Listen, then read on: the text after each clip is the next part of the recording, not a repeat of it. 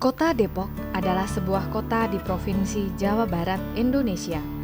Kota ini terletak tepat di selatan Jakarta, yakni antara Jakarta Bogor. Kota Depok sendiri berasal dari kota dalam bahasa Sunda yang berarti pertapaan atau tempat bertapa. Namun ada juga yang mengatakan bahwa Kota Depok merupakan sebuah akronim dari The Eerste Protestant Onder den Kerk yang artinya adalah Gereja Kristen Rakyat Pertama.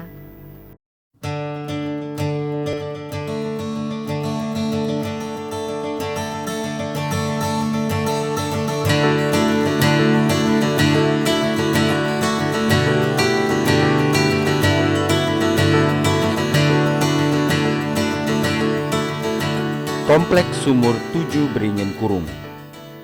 Sumur Tujuh Beringin Kurung terdapat di Kecamatan Beji, Depok Utara. Jika hendak berkunjung ke tempat keramat ini, kita akan melewati pemukiman penduduk di pelunas pertama tersebut. Di tengah-tengah keramaian masyarakat yang sering sholat di Masjid Nurul Salam inilah, kita akan diingatkan oleh keberadaan Kerajaan Sunda Pajajaran melalui situs Sumur Tujuh Beringin Kurung, karena letaknya yang berdampingan dengan Masjid Nurul Salam. Pada masa itu, sungai merupakan jalur utama penghubung antar daerah. Depok sebagai wilayah yang juga dialiri oleh Sungai Ciliwung tercatat sebagai tempat yang sering disinggahi oleh utusan-utusan dari daerah kekuasaan Kerajaan Sunda Pajajaran seperti Banten dan Cirebon. Hubungan antara Banten dan Cirebon menjadikan utusan-utusan dengan misi penyebaran agama Islam tersebut bertemu di wilayah Depok. Jejak-jejak Islam Banten dan Islam Cirebon ini ditemukan di petilasan Mbah Raden Wujud Beji sebagai bagian dari situs Sumur Tujuh Beringin Kurung. Pada hari raya Islam seperti Mauludan, tempat keramat atau kampung keramat yang lebih dikenal oleh masyarakat dengan sebutan petilasan Mbah Raden Wujud Beji ini akan ramai dikunjungi oleh peziarah yang berasal dari berbagai daerah. Para peziarah akan dipandu oleh seorang juru kunci untuk melakukan serangkaian ritual, dimulai dengan membasuh wajahnya atau mandi dari air sumur tujuh terakhir. Lalu dilanjutkan dengan berdoa di dalam bangunan yang menghadap pada akar pohon beringin tua yang usianya sudah puluhan tahun. Di dalam bangunan terdapat 3 ruangan, yaitu pertama, ruang tamu yang berfungsi sebagai tempat bincang-bincang para peziarah dengan Bapak Kuncen. Ruang istirahat diperuntukkan bagi peziarah yang ingin tidur di sana agar bisa berjumpa dengan seseorang yang diinginkan. Ketiga adalah ruang doa, dan di dalam ruang doa ini terdapat benda-benda pusaka seperti keris peninggalan tentara Islam Banten. Dan dilengkapi dengan wangian dan asap dupa inilah para peziarah akan memanjatkan doa-doa mereka untuk memperoleh keberkahan hidup. Sumur Gondang. Sumur Gondang terletak di Jalan Bandung, Kalurahan Harjamukti, Cimanggis.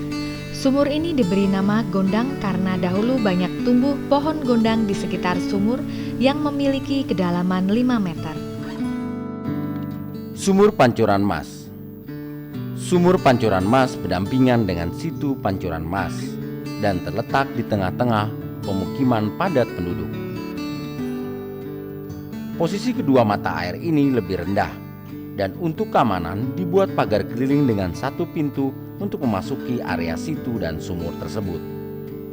Tidak ada sejarah yang jelas tentang keberadaan situ dan mata air ini, tetapi bisa ditelusuri melalui cerita yang beredar di sekitarnya dan kesaksian para sesepuh yang tinggal di sana.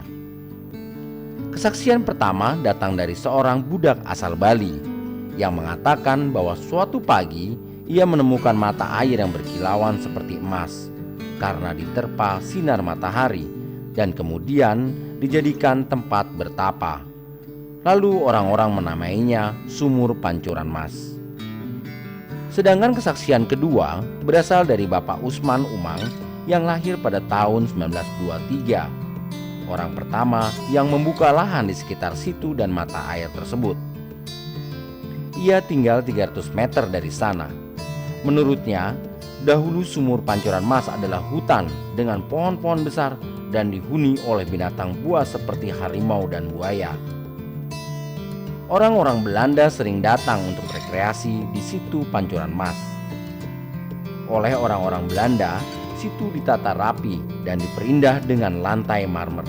Dibuatkan pipa dari tembaga, mungkin juga dari emas, untuk memancurkan air yang keluar dari mata air tersebut.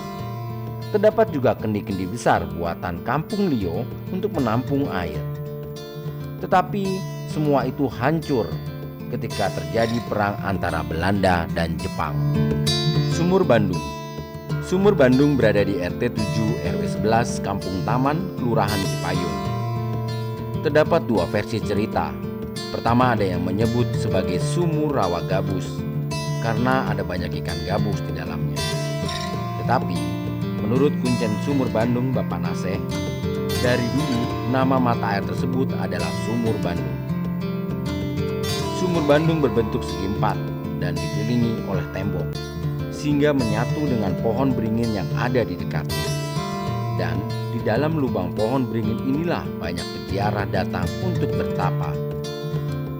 Dahulu, kampung taman ini adalah hutan dengan pohon-pohon besar yang mengalirkan air jernih dari bawahnya, seperti pancuran. Dan air ini dipergunakan oleh warga untuk mandi, mencuci, dan mengairi sawah. Masih menurut Bapak Naseh, di sini juga terdapat punden berundak, tetapi rusak oleh warga sekitar yang tidak mengerti tentang peninggalan arkeologi. Masyarakat juga percaya jika ingin melihat Gunung Sunda harus meminum dari air sumur Bandung ini. Sumur Bandung juga dikaitkan dengan tokoh-tokoh Islam seperti Ratu Maimunah, Raden Sukmajaya, R.H. Kiai Mansur, R. Nyai Ketel, R. Langlang Buana, dan Ratu Alamsah sebagai penguasa setempat.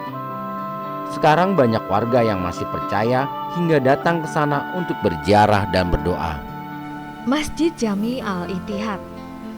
Masjid Jami Al-Ittihad berlokasi di RT 01 RW 04 Kampung Bojong Pondok Terong, Kelurahan Cipayung. Ini adalah musola sederhana berbentuk segi empat dan masjid ini telah mengalami pemugaran sehingga karakteristik arkeologinya tidak terlihat. Namun demikian, sejarah mengatakan bahwa masjid ini adalah bukti peninggalan adanya penyebaran agama Islam di Depok saat penjajahan Belanda.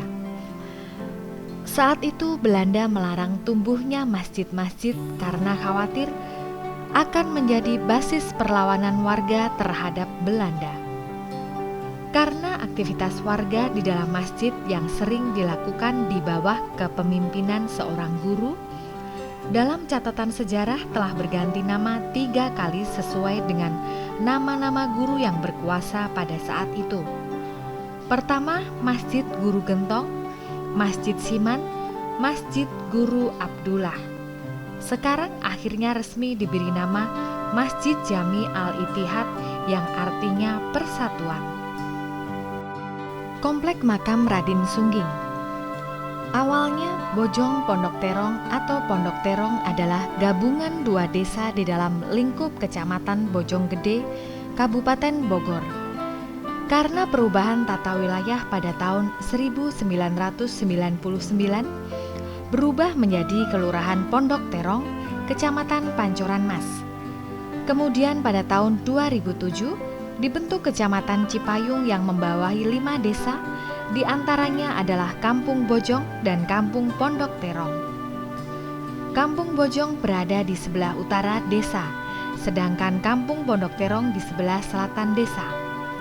Di Kampung Bojong inilah terdapat situs yang menjadi cikal bakal Masjid Al-Ittihad, dan di Kampung Pondok Terong ditemukan makam Raden Sungging, seorang ulama asal Mataram yang berani melawan penjajah Belanda. Masjid Al-Ittihad dan makam tokoh agama Islam ini menjadi catatan penting dalam sejarah penyebaran agama Islam di kota Depok. Makam Cina.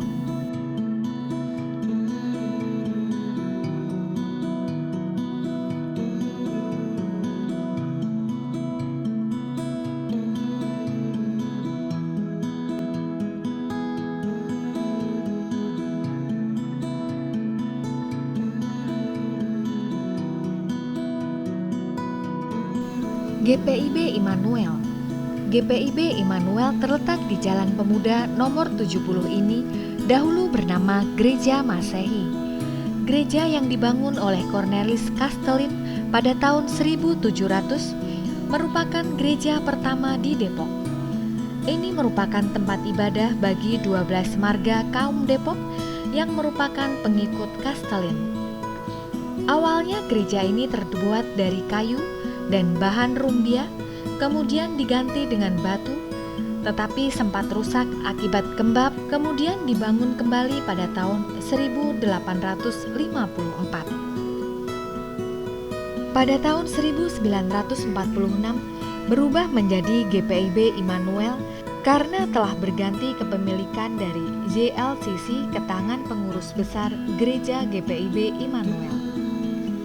Hingga sekarang GPIB Immanuel jika hari Minggu dipadati warga Kristen di Depok dan telah banyak mengalami pemugaran. Tetapi sebagai peringatan tentang sejarah terbentuknya gereja ini, maka di depan pintu terdapat prasasti dan setiap pintu tertulis nama-nama dari 12 marga Depok Lama. Kantor YLCC. Rumah Pastori terletak di Jalan Pemuda nomor 72 dengan luas bangunan 4.700 meter, dibangun pada tahun 1713. Fungsinya sebagai tempat tinggal atau rumahnya para pendeta yang mengelola Gereja Immanuel. Sejak 4 Agustus 1952, Rumah Pastori dialihfungsikan sebagai kantor Yayasan Lembaga Cornelis Castelin atau YLCC. Yayasan yang dibentuk untuk meningkatkan mutu pendidikan, jasmani, dan pengajaran terhadap agama Kristen. YLCC juga memiliki misi merawat dan menjaga aset Depok tempo dulu. SMA Kasih. Gedung SMA Kasih yang terletak di Jalan Pemuda nomor 59 ini awalnya dikenal dengan sebutan Ebenezer. Ebenezer dibangun oleh H. Wenting, seorang gembala jemaat Depok dari tahun 1834 sampai 1849. Bapak H. Wenting membangun Ebenezer pada tahun 1837 sebagai gedung serbaguna dan tempat pertemuan warga untuk merayakan Natal, Paskah, dan perayaan keagamaan lainnya. Seiring berjalannya waktu, gedung serbaguna ini berubah fungsinya dari tempat pertemuan menjadi tempat belajar bagi anak-anak muda kaum Depok dan berubah pula namanya menjadi Depok Langere School dan tercatat 52 murid pertama dengan guru pertamanya adalah Tuan Lawrence. Di bawah pengelolaan Yayasan Lembaga Cornelis Castelin, Depok Langere School berganti nama menjadi SMA Kasih dan murid-muridnya berasal dari berbagai suku yang ada di Depok. Rumah Sakit Harapan. Pada awalnya Rumah Sakit Harapan yang terletak di Jalan Pemuda ini adalah sebuah gedung Gemeente-Huis. Gedung ini merupakan tempat pertemuan atau kantor administratif bagi pemerintahan bagi keluarga-keluarga marga Depok Lama atau dikenal dengan kaum Depok. Para pengurus Gemeente Bestur mulai dari pimpinan tertinggi yang disebut Presiden Depok sampai pengurus yang terendah berkantor di sini. Di tempat para pengurus Gemeente Bestur ini menetapkan tata cara organisasi, membuat seperangkat aturan-aturan bagi kaum Depok, dan merapatkan semua hal-hal yang berkaitan dengan kehidupan kaum Depok. Seminari Depok. Gedung Seminari Depok adalah gereja Pasundan di Jalan Stasiun, merupakan gedung pertemuan bagi umat Kristen yang memperdalam pengetahuan kekristenannya melalui kitab Injil. Terbentuk karena Cornelis Castelin sebagai penganut Kristen yang taat memiliki cita-cita terbentuknya suatu perhimpunan Kristen di kalangan pengikutnya. Untuk mewujudkan cita-citanya itu, ia telah membebaskan pengikutnya dari perbudakan dan menjadikan mereka umat pemeluk agama Kristen. Nah, orang-orang inilah yang kemudian disebut sebagai komunitas Kristen pertama di Jawa dan ke-12 marga bentukan Castelin menjadi kelompok atau komunitas Kristen yang secara khusus mempelajari ajaran-ajaran kekristenan di dalam sebuah institusi sekolah, yaitu seminari. Kemudian seminari berubah menjadi sekolah penginjilan pertama di Nusantara yang berskala nasional. Sekarang seminari ini telah berkembang menjadi Sekolah Teologia Indonesia dan mahasiswa-mahasiswinya tidak hanya terdiri dari warga Kristen Depok saja, tetapi berasal dari anak-anak muda Kristen yang berasal dari seluruh pelosok daerah di tanah air. SD Negeri Pancoran Mas. SD Negeri Pancoran Mas juga dikenal dengan nama SD Center ini merupakan bangunan zaman Belanda. SMP Negeri 1 Depok. Dulu, SMP Negeri 1 Depok yang terletak di Jalan Pemuda nomor 53 ini bernama Europäische Langere School. Depokse School ini didirikan pada 24 Januari 1873. Tujuannya untuk mensejahterakan warga Depok yang berada di bawah kekuasaan Belanda. Sekarang, sekolah ini masih ada dan nomor tidak berubah dari zaman Belanda, tetapi telah mengalami pemugaran di bagian depan. Bangunan asli terletak di samping kiri dan kanan sekolahan. Stasiun Kereta Api Depok. Stasiun Depok merupakan stasiun kereta api yang terletak di Jalan Stasiun Pancoran Mas, Depok. Oleh masyarakat pengguna jasa angkutan kereta, stasiun ini sering disebut juga sebagai Stasiun Depok Lama atau Stadela. Sebutan ini bertujuan untuk membedakan Stadela dengan Stasiun Depok Baru atau Stadeba yang letaknya tidak terlampau jauh. Stasiun Depok Lama juga merupakan salah satu stasiun tertua di wilayah ini karena cetak birunya telah ada sejak zaman kolonial. Stasiun yang dibangun pada tahun 1925-an ini merupakan jalur utama kereta api dari Bogor menuju Jakarta atau sebaliknya. Baik kereta api yang datang dari Bogor atau dari Jakarta yang melaju di atas rel sepanjang 59 km tersebut akan berhenti di stasiun Depok Lama ini. Masa itu Depok hanyalah hutan dan tanah persawahan sepi yang termasuk dalam wilayah Kabupaten Bogor. Dalam literatur sejarah tercatat bahwa Stadela menjadi muara pertemuan di antara para pedagang Bogor dan Jakarta yang sekedar singgah atau ada urusan dagang di Depok. Seiring perubahan zaman, keberadaan Stadela semakin ramai dan kereta yang berhenti di sana merupakan alat transportasi penting dan utama bagi penduduk Depok. Warga Depok yang sebagian besar bekerja di Bogor atau Jakarta memilih menggunakan jasa transportasi kereta ini. Kini stasiun Depok atau Stadela memiliki 4 jalur untuk mempercepat laju perubahan KRL komuter lain dan KRL ekonomi. Depo PLN. Kehadiran penerangan di Depok berada di bawah pengelolaan perusahaan GBO. Terjadi setelah tahun 1925, terutama setelah dioperasikannya kereta listrik Jakarta Bogor. Sentral Listrik Depok merupakan sumber listrik yang pertama di kota Depok. Untuk kemudahan dalam pemeliharaan, Sentral Listrik Depok dibangun di tepi rel kereta api, tepatnya di stasiun Depok Lama. Alasannya karena petugas pemelihara sentral listrik berasal dari pusat atau Batavia. Namun sekarang, gardu ini tidak lagi menjadi pemasok penerangan listrik, melainkan hanya berfungsi untuk jalur distribusi listrik KRL antara Depok dengan Jakarta dan Bogor. Kantor Pos Depok.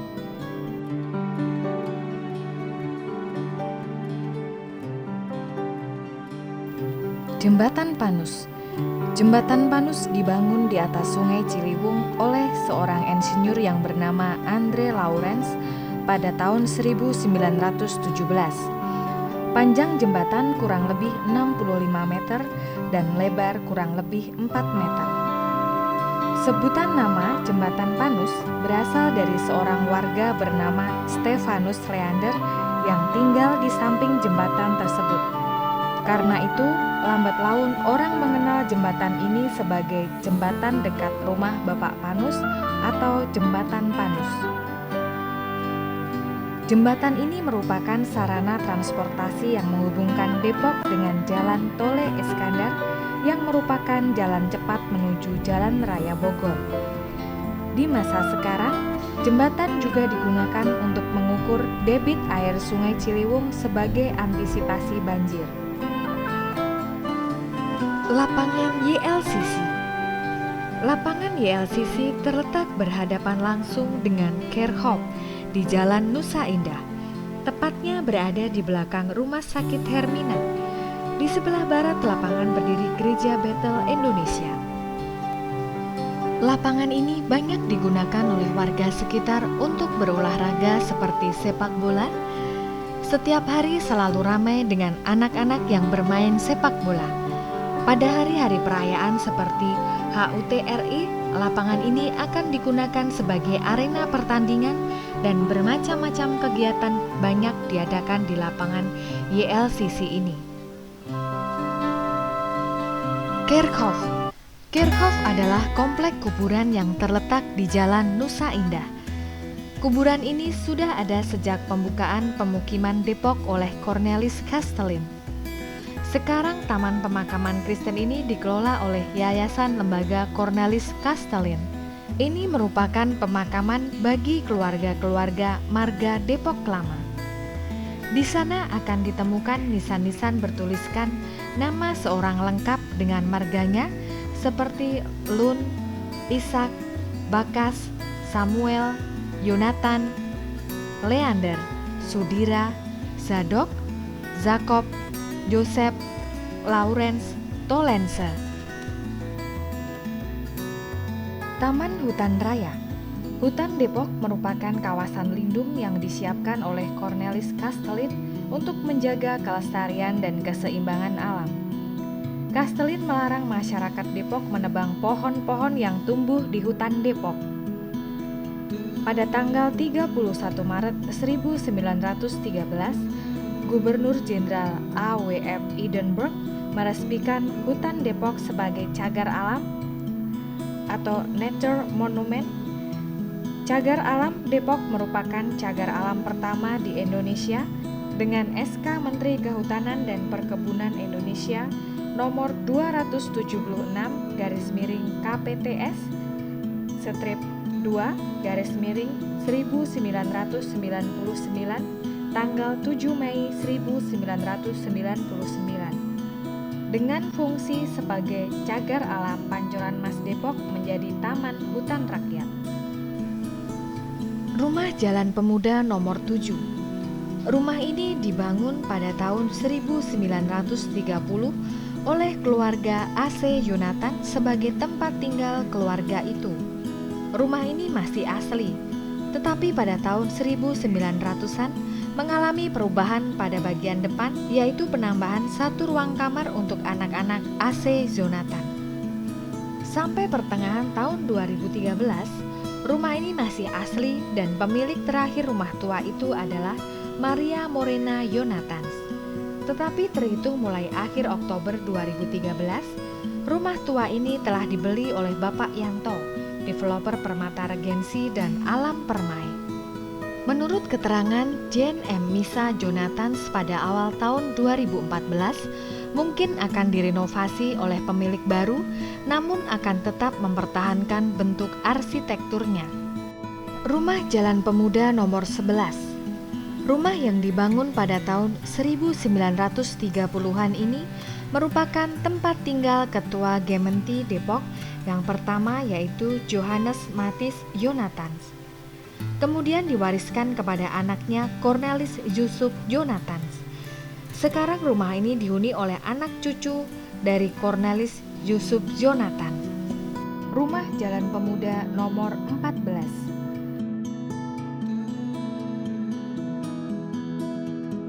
Rumah Jalan Pemuda nomor 35. Rumah Jalan Pemuda nomor 39.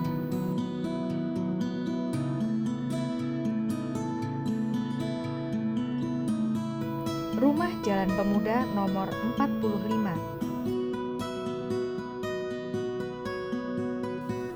Rumah Jalan Kamboja nomor 10.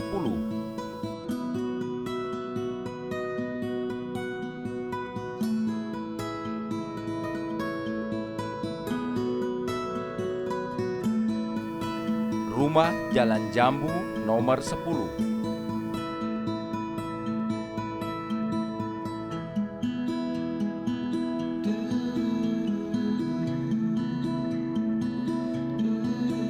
Rumah Jalan Flamboyan nomor 11.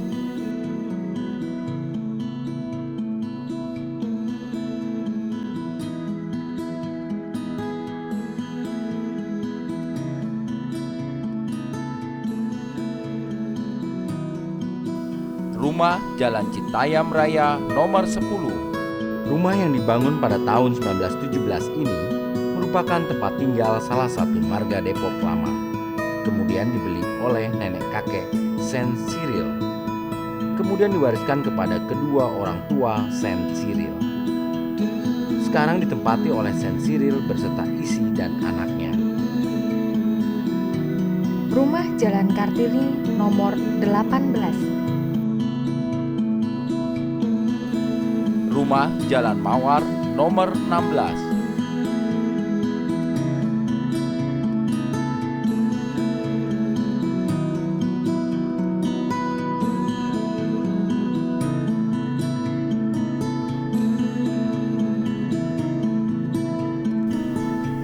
Rumah Jalan Siliwangi nomor 11. Rumah tua yang terletak di Jalan Siliwangi nomor 11 memiliki luas bangunan 225 meter persegi dan berdiri di atas tanah seluas 1.138 meter persegi.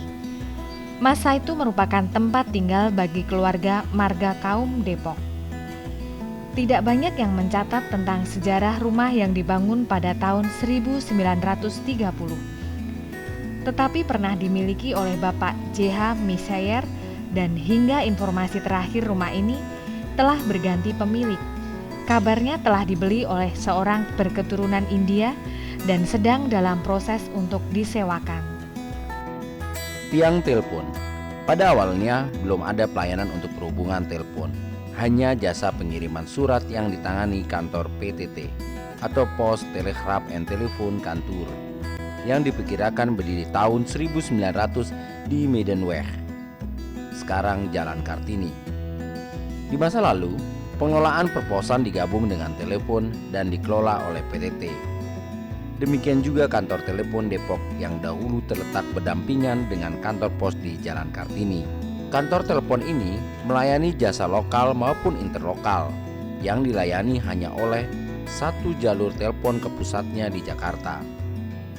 Dari sana baru disalurkan ke tempat tujuan. Tiang listrik ini merupakan monumen peninggalan masa awal pertelekomunikasian di Depok. Lonceng. Lonceng atau bel gereja pada awalnya digunakan sebagai tanda dimulainya ibadah. Lonceng ini juga digunakan sebagai sarana untuk mengabarkan berita duka atau lonceng kematian. Jika dentangan berbunyi 3 kali berturut-turut, bunyi itu menandakan kematian seorang dewasa. Sedangkan dentang satu persatu sebanyak 3 kali menandakan seorang anak yang wafat. Kabar ini diteruskan melalui dentangan 2 lonceng yang berada di lokasi berbeda. Masing-masing berada di Rawa Kandang, merupakan rumah Bapak Renhard Leander di Jalan Bungur, dan satu lagi berada di Jalan Sersan Aning di Sumur Batu. Lonceng di tempat terakhir ini hilang dicuri sekitar tahun 1980. Ukuran garis tengah lonceng yang ada sekarang adalah 40 cm dengan tinggi 33 cm. Rumah Pondok Cina. Rumah tua Pondok Cina dibangun pada 1841 oleh seorang arsitek Belanda. Kemudian pada pertengahan abad ke-19 dibeli oleh saudagar Tionghoa Lau Tek Lok dan diwariskan kepada putranya Kapitan Der Chinesin Lau Cheng Xiang. Di sekitar rumah tua ini terdapat perkebunan karet dan persawahan. Orang-orang yang tinggal di sekitar rumah ini terdiri dari 5 keluarga yang semuanya keturunan Tionghoa. Mereka tidak hanya berdagang, ada yang menjadi petani di sawah sendiri atau bekerja di kebun karet milik tuan tanah Belanda. Dalam perjalanan waktu, tinggal 1 keluarga beserta keturunannya yang tersisa dalam mendiami rumah. Masa itu, Pondok Cina adalah areal hutan dan kebun karet yang dikenal dengan Kampung Bojong ini dijadikan tempat persinggahan untuk istirahat para pedagang Tionghoa yang datang dari Jakarta untuk berjualan di Pasar Depok. Tahun 1871, Depok menjadi daerah karisidenan sendiri di bawah pimpinan Cornelis Castelin. Depok berubah menjadi daerah baru berupa pemukiman yang ramai dihuni oleh Cornelis Castelin dan pengikutnya. Keramaian ini menarik minat pedagang Tionghoa untuk berjualan di sana. Tetapi Cornelis Castelin membuat peraturan bagi pedagang Cina. Mereka hanya boleh berdagang dan tidak boleh tinggal. Karena aturan dari Cornelis Castelin sebagai pembuka pemukiman di Depok yang melarang orang-orang Tionghoa untuk menetap di kawasan Depok, lambat laun pedagang-pedagang Tionghoa yang berdagang di Pasar Depok mulai menetap di seputar areal kebun karet tersebut dan diperbolehkan mendirikan pondok-pondok sederhana oleh tuan tanah Kampung Bojong yang keturunan Tionghoa. Sejak saat itu, orang mulai menyebut wilayah tersebut sebagai Pondok Cina. Rumah Cimanggis. Rumah Cimanggis adalah rumah tua yang terletak di Jalan Raya Jakarta Bogor. Rumah ini dibangun oleh David J. Smith antara tahun 1775 sampai tahun 1778. Pemilik rumah ini berganti-ganti dan pemilik terakhir adalah janda Gubernur Jenderal Petrus Albertus van der Para yang meninggal pada tahun 1787. Awalnya, rumah Cimanggis yang memperlihatkan unsur-unsur gaya Louis ke-15 merupakan sebuah pesanggerahan sederhana dan pernah berperan dalam membuka hutan antara Jakarta Bogor pada abad ke-18.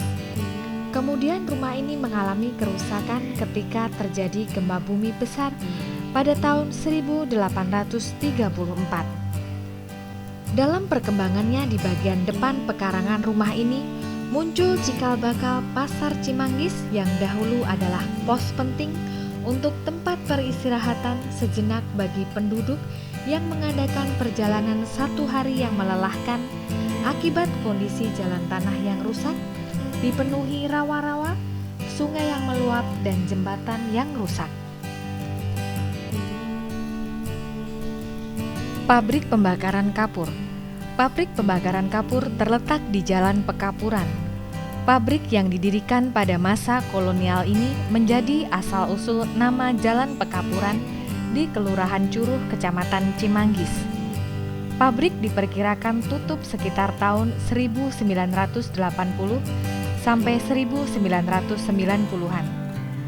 Karena keberatan warga terhadap asap yang sangat besar saat api dipadamkan dan menimbulkan bau yang menyengat hidung. Awal November, tungku-tungku besar pembakaran kapur ini masih ada, tetapi pada tanggal 26 November 2013 sudah rata dengan tanah. Karena pemilik baru yaitu PT Merapi Utama Parma telah menghancurkan bangunan 3 tungku besar tersebut untuk pabrik farmasi yang baru.